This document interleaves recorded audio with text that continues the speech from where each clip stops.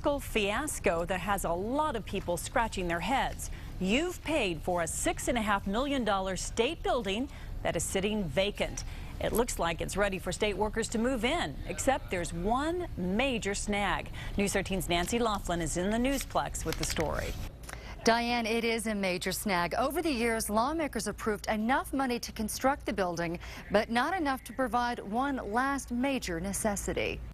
33,000 square feet of prime Santa Fe real estate, a beautiful view of the mountains, 2 decades of planning, funding, and building. One major problem. Yep, no water in a $6.5 million building the state coughed up the cash for starting in 2005. But this last session, lawmakers failed to pass funding for the very final phase, $200,000 to deliver water to the building.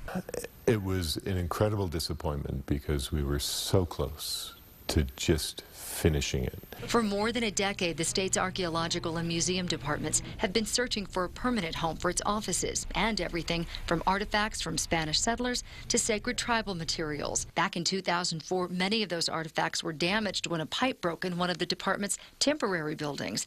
So the 40-person department, along with records and artifacts, moved to the basement of the Baton building. This is just the poster child for the bigger picture, which is the catastrophe of the failure of that funding for the state of New Mexico as a whole. Very rarely does the state give the entire amount for projects, so buildings like this have to be done in phases.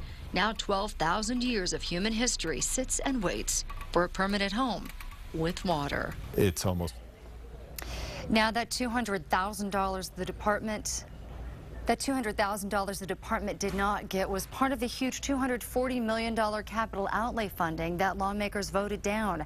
We spoke with people from a few state agencies and the governor's office who say they're working on finding the last $200,000 so the building can open. Back to you. All right, thank you, Nancy. Now, if and when the building does open, the museum would be open to people by appointment or for research and class trips.